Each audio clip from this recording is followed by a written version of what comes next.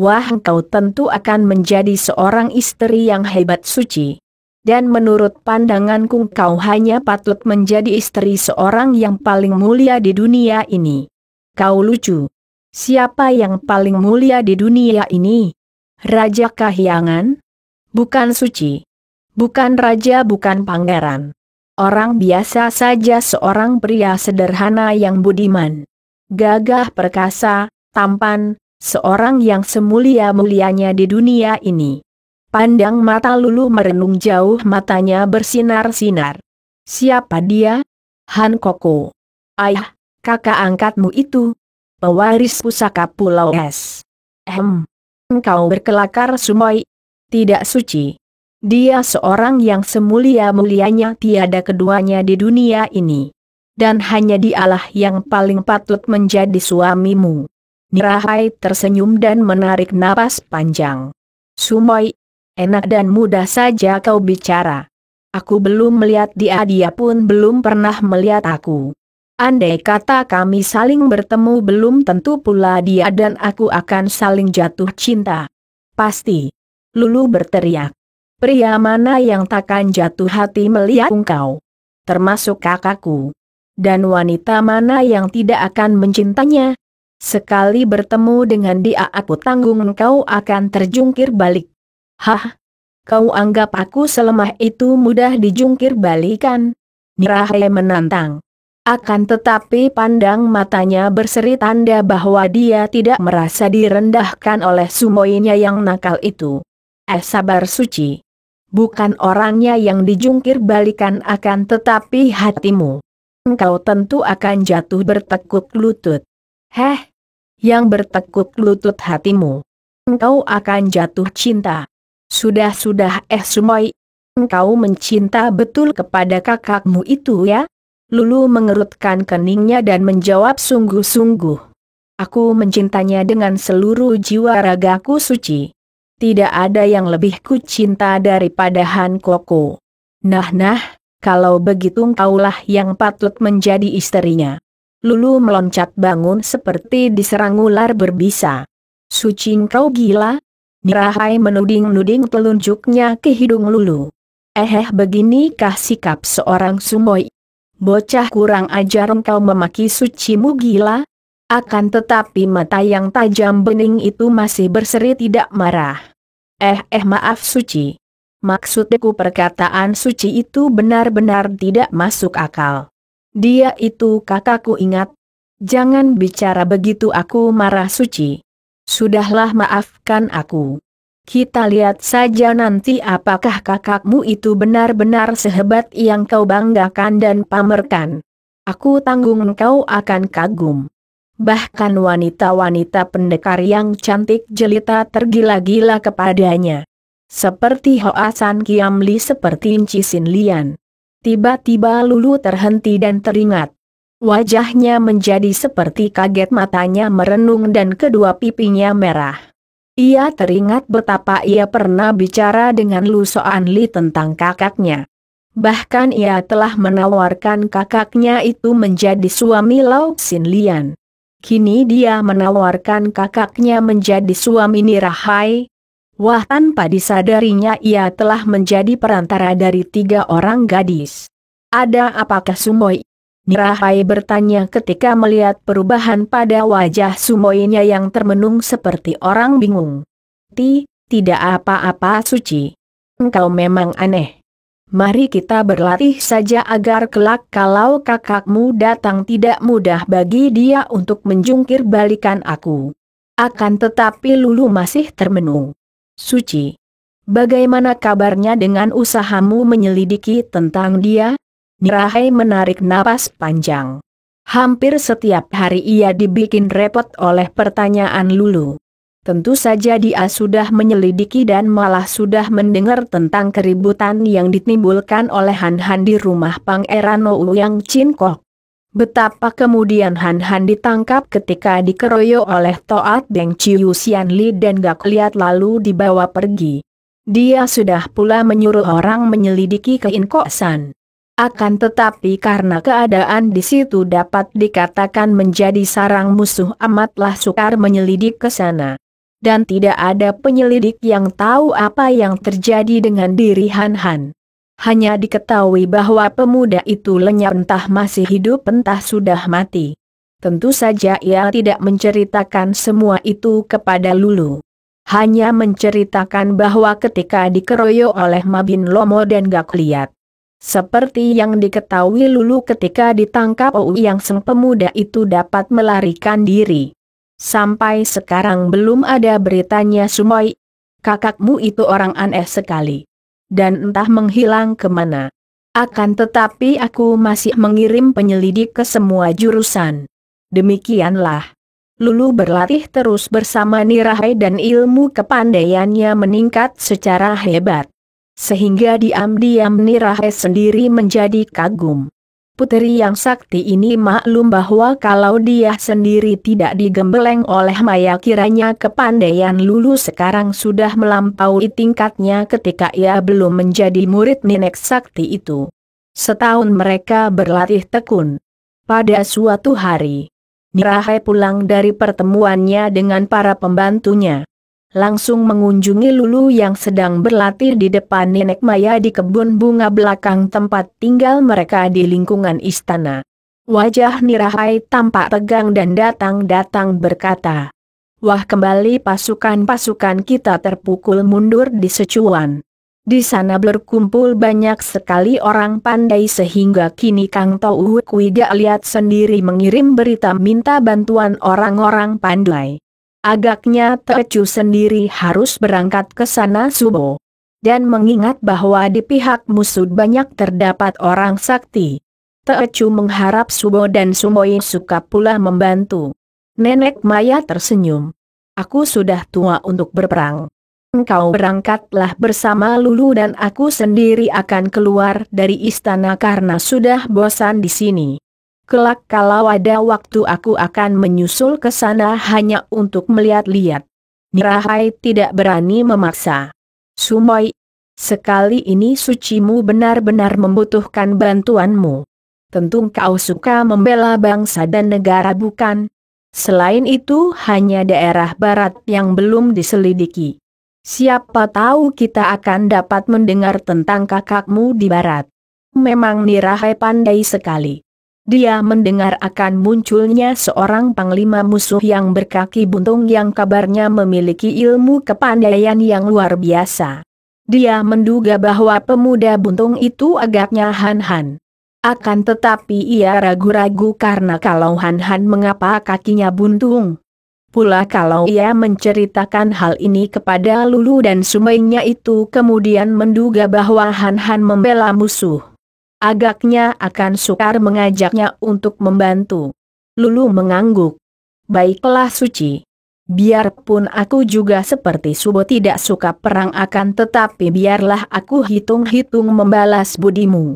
Nenek Maya lalu meninggalkan istana dan mendapat kehormatan besar karena Kaisar sendiri mengantar keberangkatannya dengan pesta perpisahan.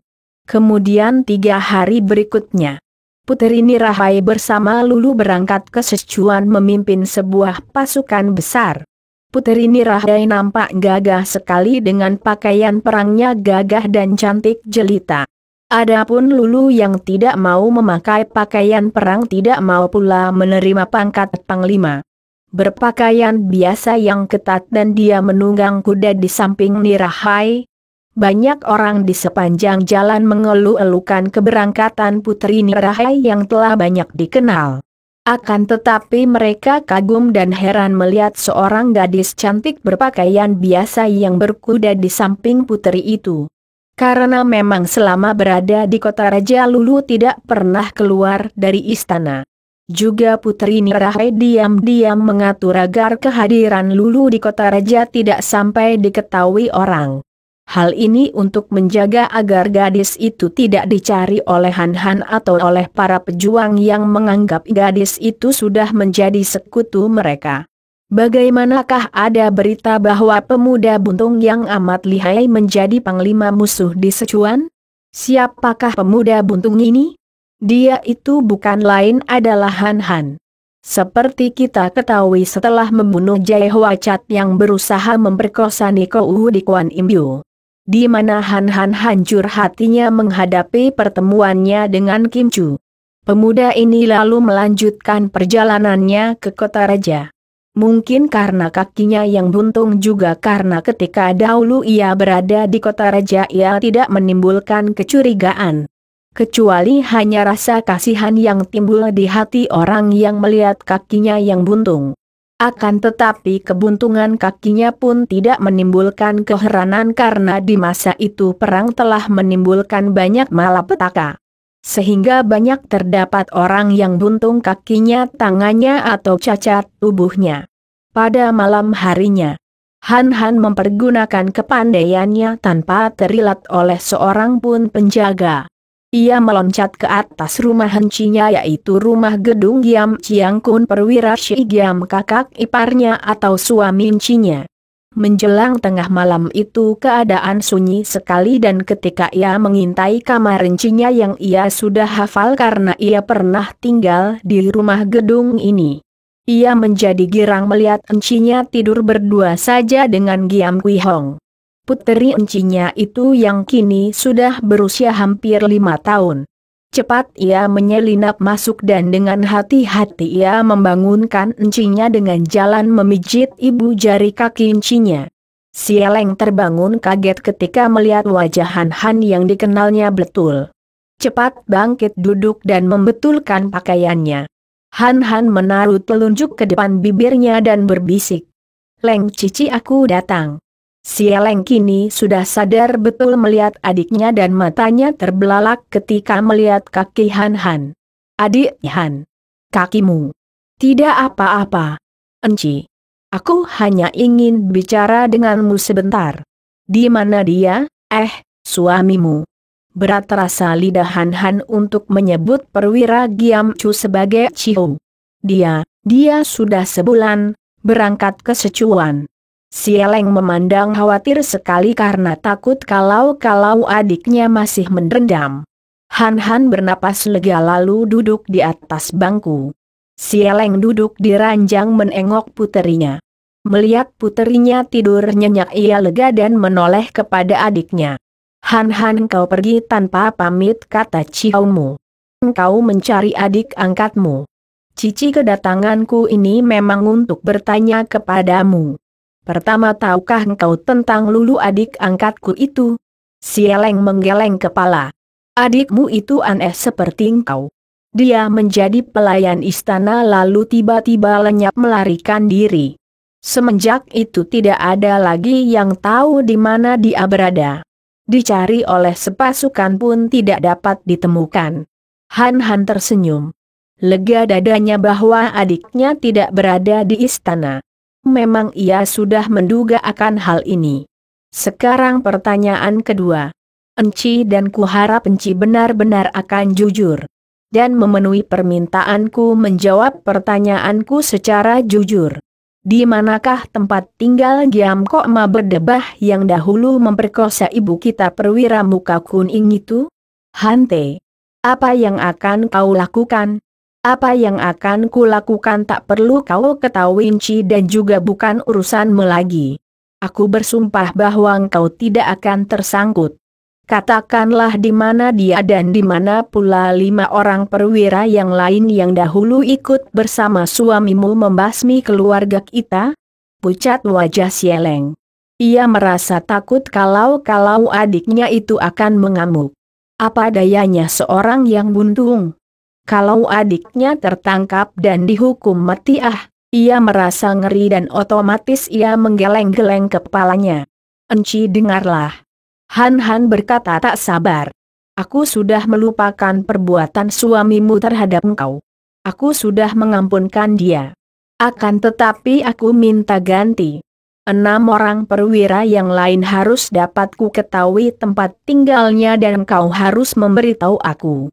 Harus kau dengar? Kalau engkau tidak mau memberitahukan di mana adanya 6 orang perwira terkutuk itu, demi Tuhan terpaksa aku akan mencari dan membunuh suamimu." "Tidak. Jangan." Sieleng berteriak menjerit kecil dan anaknya terbangun. Bocah itu bangkit duduk dan melihat Han Han ia terbelalak memandang. Ibu, Siapakah dia ini? Apakah dia mengganggu ibu? Awas, siapa yang mengganggu ibu akan aku hajar. Kui Hong yang masih kecil itu sudah berdiri dan mengepal tinjunya. Han Han memandang dengan mata terbelalak penuh kekaguman. Lihat, Enci. Puterimu lebih berbakti daripadamu. Encinya memangku. Kui Hong menciumnya dan berbisik. Husah, dia ini pamanmu tidak akan mengganggu ibu. Tidurlah, nak. Setelah ditepuk-tepuk pahanya, anak yang masih mengantuk itu tertidur kembali dan dibaringkan oleh ibunya. Han Han, jangan kira bahwa aku tidak punya semangat. Aku tidak berdaya, akan tetapi kutanamkan sejak kecil di dalam hati Kui Hong bahwa dia harus menjadi anak yang berbakti, yang akan membela ayah bundanya dengan taruhan nyawa, tidak seperti aku. Ia menangis pula. Syukurlah kalau begitu. Sekarang katakan di mana adanya 6 orang perwira musuh kita itu? Han Han, apa dayamu menghadapi mereka? Apalagi kakimu sudah buntung.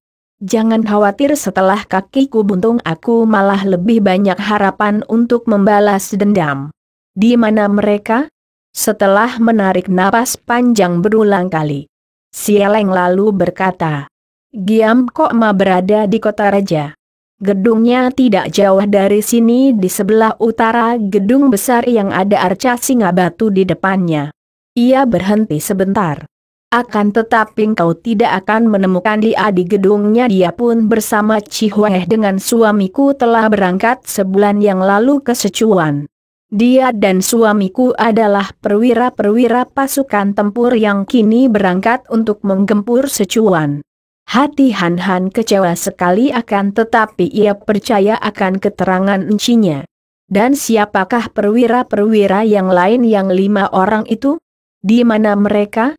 Aku tidak tahu. Aku hanya berhasil tahu dari suamiku bahwa seorang di antara mereka itu adalah Su Chiang Kun, yang kini memimpin pasukan melakukan pembersihan terhadap para pemberontak entah di mana. Han Han, sungguh, biarpun aku tidak pernah mempunyai harapan untuk menuntut balas kehancuran keluarga kita, namun dengan susah payah aku dahulu selalu membujuk suamiku agar menerangkan nama mereka itu, dan agar suamiku suka membalaskan dendamku. Akan tetapi dia selalu mencelaku dan mengatakan bahwa peristiwa itu sudah jamak terjadi di dalam perang. Maka aku hanya berhasil mengenal Giam Kok Ma dan Su Chiang Kun yang tak ku ketahui nama lengkapnya itu. Orangnya tinggi besar, jalannya agak pincang. Adapun 4 orang lainnya aku sungguh tidak tahu. Han Han mengerutkan alisnya. Benar-benar amat sukar membalas dendam keluarganya, pikirnya murung. Yang seorang adalah suami encinya sendiri. Yang kedua sedang pergi ke Sichuan, yang ketiga bernama Su Chiang Kun tidak diketahui kemana perginya. Bahkan 4 orang yang lain tidak dikenal, tidak diketahui namanya. Akan tetapi ia merasa yakin bahwa sekali bertemu dengan mereka dia tentu akan mengenal mereka, musuh besarnya itu. Tidak ada jalan lain. Satu-satunya cara adalah menangkap dulu seorang di antara mereka dan memaksanya mengaku. Dan menunjukkan siapa adanya teman-temannya yang dahulu melakukan pembasmian terhadap keluarganya. Kalau dia tidak berhasil menangkap seorang di antara mereka, apa boleh buat, ia akan menangkap dan memaksa Giam Cu, kakak iparnya sendiri, dan memaksa keterangan tentang 6 orang musuh besarnya dari mulut suami encinya itu. Leng Cici, jagalah dirimu dan anakmu baik-baik. Aku pergi. Han Han. Sieleng mengeluh perlahan, akan tetapi ia hanya melihat bayangan berkelebat. Dan tahu-tahu adik kandungnya yang buntung itu telah lenyap dari kamar itu. Sieleng lari ke jendela melongo keluar, akan tetapi sunyi saja di luar jendela dan tidak ada suara sedikit pun. Mimpikah dia? Atau benarkah Han Han tadi yang datang? Adiknya yang sudah buntung kakinya? Adik kandungnya yang demikian sengsara dan berkeras hendak menuntut balas atas kehancuran keluarga mereka? Sieleng merintih dan menjatuhkan diri di atas pembaringan merangkul Kui Hong dan menangis terisak-isak. Han Han keluar dari gedung encinya dan cepat berkelebat keluar melalui atap-atap rumah di kota raja menuju keluar kota raja. Di atas atap rumah yang tinggi ia berhenti sebentar termenung dan bingung. Rumah-rumah di kota raja demikian indah-indah dan tinggi namun dalam waktu tengah malam itu amat sunyi seolah-olah kosong. Kemana ia harus pergi? Dia tidak berhasil menemukan musuh-musuhnya juga tidak mendengar tentang Lulu. Hanya tahu bahwa Lulu telah pergi dari istana seperti yang diceritakan encinya. Kemanakah adiknya pergi? Kalau saja Han Han tahu bahwa pada saat itu Lulu sedang tidur nyenyak di sebuah kamar di istana bersama Putri Nirahai. Ternyata kehadiran Lulu di istana dirahasiakan benar oleh Nirahai sehingga Nyonya Giam Chu atau Sieleng itu sendiri tidak mengetahuinya. Setelah menghela napas berulang kali, Han Han melanjutkan perjalanannya dengan ilmu kepandaiannya yang hebat. Ia berhasil keluar dari kota raja melalui temboknya yang tinggi itu tanpa terlihat oleh para penjaga. Setelah tiba di luar kota raja sebelah barat ia berlari terus dan akhirnya ia mengasut di sebuah kuil tua yang tidak dipergunakan lagi, yang berada di pinggir jalan dekat hutan yang sunyi. Saking lelah sebentar saja Han Han tidur nyenyak. Menjelang pagi telinganya yang tajam mendengar suara derap kaki kuda yang membuatnya terbangun.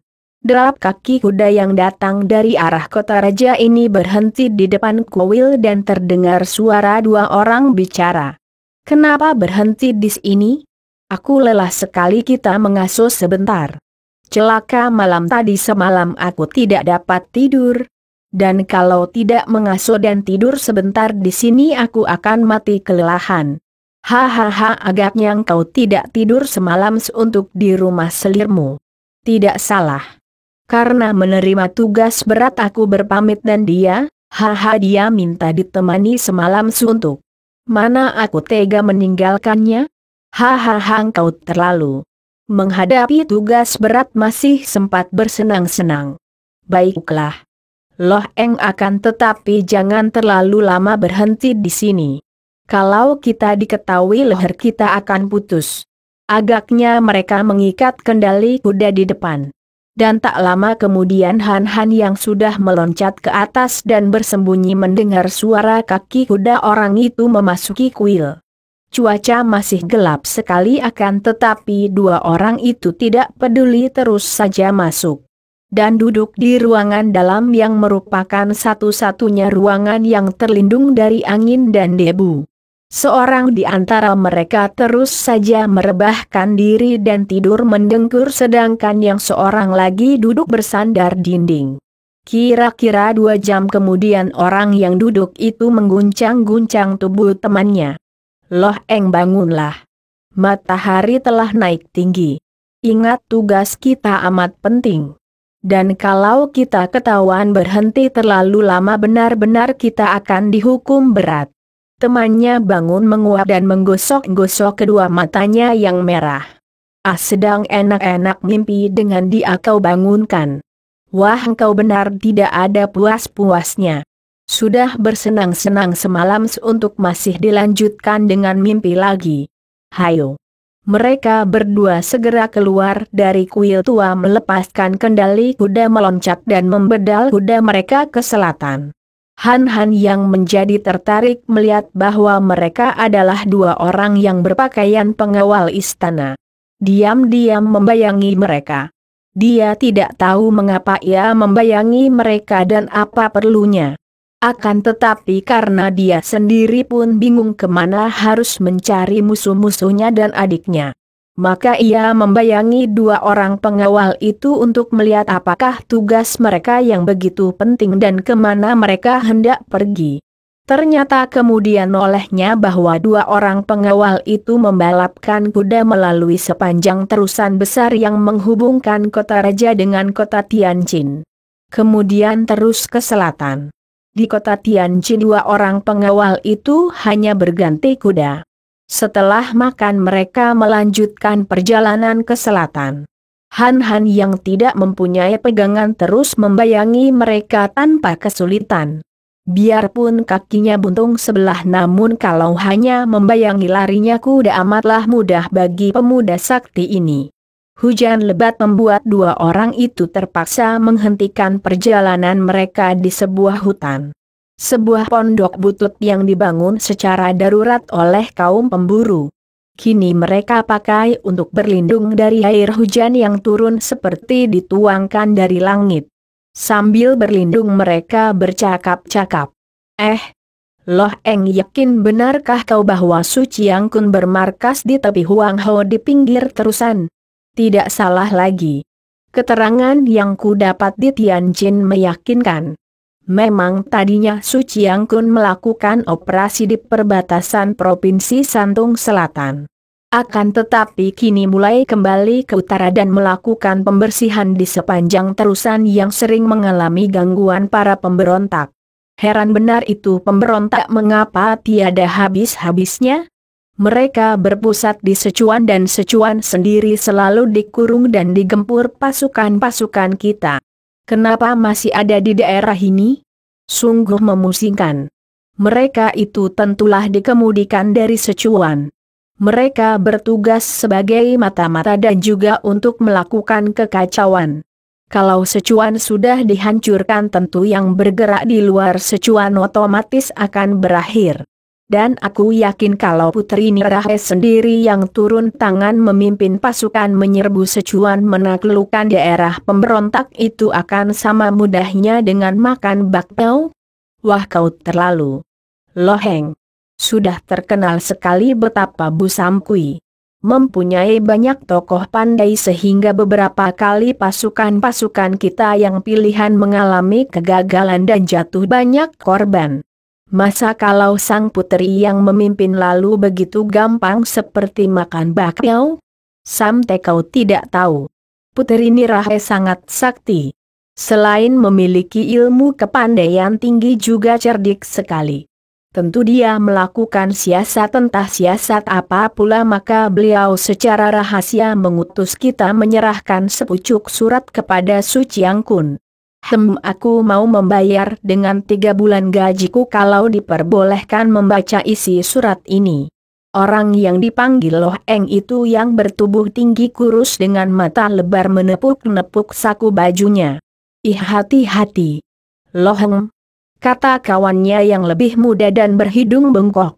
Siapa tahu di sini terdapat mata-mata pemberontak.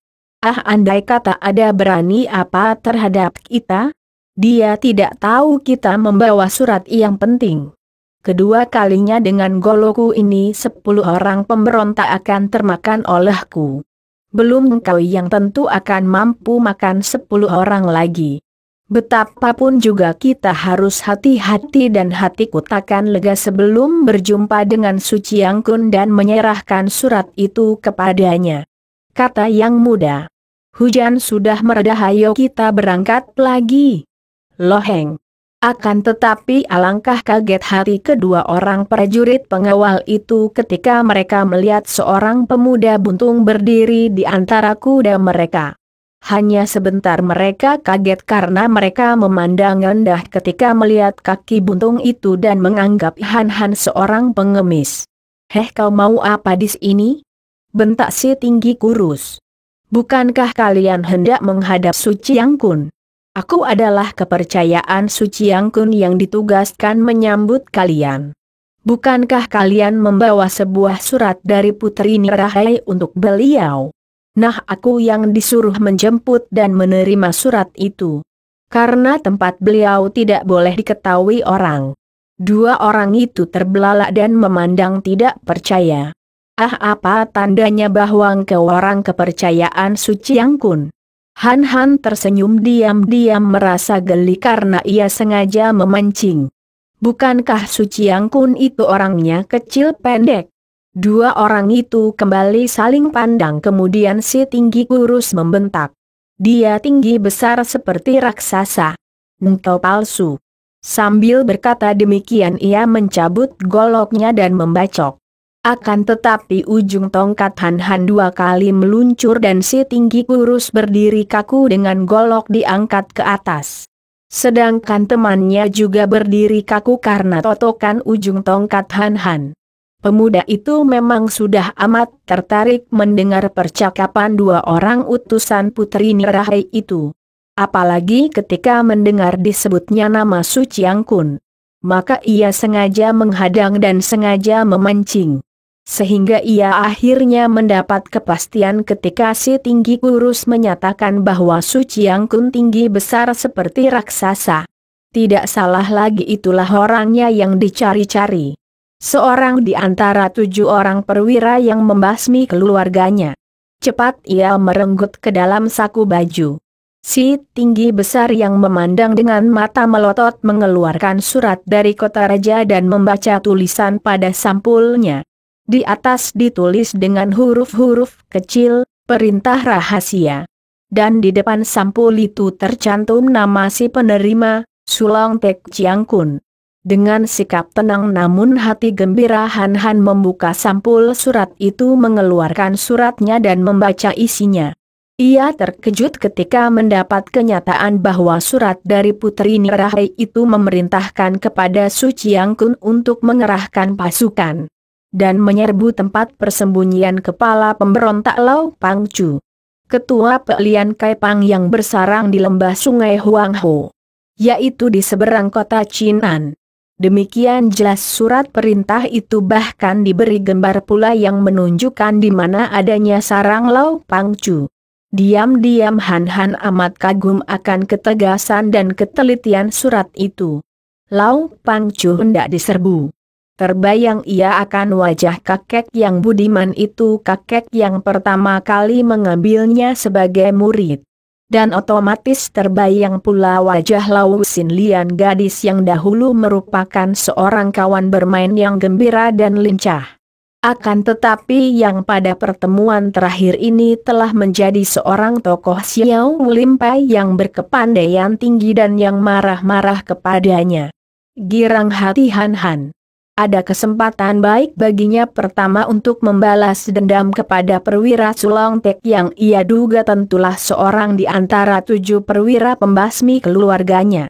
Kedua, ia akan dapat menyelamatkan Lau Pangcu untuk membalas budinya. Dan ketiga, ia akan dapat menjelaskan persoalan yang dahulu. Kesalahpahaman yang terjadi antara dia dan Xiao Lim Pai dan Hoa San Pai yang diatur oleh Putri Nirahai yang amat cerdik. Han Han sudah mengangkat tongkatnya untuk membunuh 2 orang itu. Dia harus membunuh mereka ini kalau hendak melakukan siasatnya. Akan tetapi ia menahan tangannya, tidak membunuh mereka melainkan membebaskan totokan mereka. Tak mungkin ia dapat membunuh 2 orang lawan yang tak berdaya. Begitu terbebas dari totokan, 2 orang pengawal yang melihat betapa surat perintah rahasia itu dirampas berteriak marah dan golok mereka berkelebat menerjang Han Han. Pemuda ini menjadi girang. Kalau sekarang ia melawan dan membunuh kedua lawan ini, hatinya tidak akan menyesal kelak. Tidak seperti kalau dia membunuh mereka dengan darah dingin selagi mereka tak mampu bergerak. Dia teringat akan sepak terjang para prajurit Manchu yang banyak menimbulkan kesengsaraan rakyat yang tidak berdosa. Dan begitu melihat golok kedua orang itu menyambar ganas, ia meloncat ke belakang tongkatnya bergerak menangkis. Menempel kedua golok dan sekali ia menyontekkan tongkatnya, kedua buah golok itu membalik dan membacok kepada pemiliknya sendiri. Terdengar jerit 2 kali dan 2 orang pengawal itu roboh dengan golok masing-masing menancap dada menembus punggung. Karena tangan mereka masih menggenggam gagang golok, tampaknya mereka itu mati karena membunuh diri. Sejenak Han Han memandang dan menghela napas. Itulah resiko orang-orang yang menjadi utusan rahasia. Andai kata mereka tidak tewas sekarang, kalau kemudian diketahui bahwa surat perintah rahasia itu hilang, tentu mereka berdua akan dihukum mati juga. Han Han lalu berkelebat pergi melanjutkan perjalanan ke selatan sambil membawa surat perintah itu yang dikantonginya. Memang dua orang pengawal itu mempunyai kuda yang baik, akan tetapi bagi Han Han jauh lebih leluasa berjalan dengan kaki buntungnya daripada menunggang kuda. Dia mengambil keputusan untuk mencari dulu tempat persembunyian Lau Pangcu di lembah Huang Ho seperti tersebut dalam surat perintah rahasia itu. Maka dengan amat cepat Han Han melanjutkan perjalanan menuju ke kota Chinan. Menurut surat itu sarang dari perkumpulan Pelian Kaipang berada di lembah Huang Ho di seberang kota Chinan.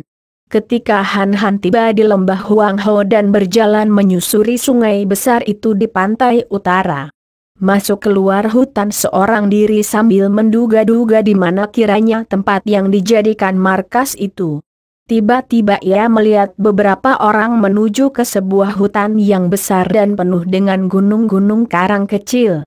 Melihat cara mereka berjalan cepat, pakaian mereka dan keadaan mereka, ada yang menunggang kuda dan sebagian besar berjalan kaki.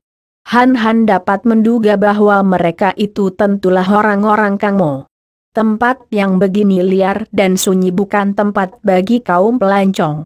Diam-diam ia membayangi beberapa orang yang bicara sambil bercakap-cakap. Karena gerakan Han Han amat luar biasa, dia dapat membayangi mereka tanpa ada yang melihat. Dan hatinya girang bukan main ketika mendengar percakapan di antara mereka. Bahwa mereka itu adalah tamu-tamu yang datang berkunjung untuk memberi selamat kepada Lau Pangcu yang merayakan hari ulang tahunnya yang ke-70. Tak lama kemudian Han Han yang mengikuti orang-orang itu tiba di tengah hutan lebat. Diam-diam ia kagum menyaksikan penjagaan-penjagaan yang dilakukan oleh orang-orang berpakaian pengemis, yang boleh dikata menjaga setiap sudut hutan. Untung bahwa dia datang pada saat lembah Huang Ho itu dikunjungi banyak tamu sehingga kedatangannya itu tidak dicurigai. Memang nama besar Lau Pangcu terkenal sampai di mana-mana, terutama sekali di antara para tokoh Kangou yang menentang penjajahan bangsa Manchu. Kakek ketua Pelian Kaipang ini selain terkenal sebagai seorang ketua berpengaruh dari perkumpulan pengemis itu sebagai seorang pendekar budiman. Juga akhir-akhir ini namanya menjulang tinggi sebagai seorang patriot yang menentang kaum penjajah dengan mengorbankan banyak sekali anggota Pelian Kaipang. Ketika mereka semua itu tiba di markas kaum Pelian Kaipang, Han Han menjadi kagum dan juga terharu. Ia kagum menyaksikan kehadiran tamu para tokoh Kangou yang ratusan orang jumlahnya, tidak kurang dari 200 orang. Dan ia terharu ketika melihat Lau Pangcu yang sudah amat tua itu menerima para tamu di tempat terbuka dalam hutan, hanya duduk di atas rumput saja. Keadaan kakek yang berpakaian butut itu amatlah miskinnya. Di situ pun hanya terdapat beberapa buah gubuk kecil sederhana. Namun wajah kakek tua ini tampak berseri gembira menyambut para tamu yang terpaksa juga duduk di atas rumput.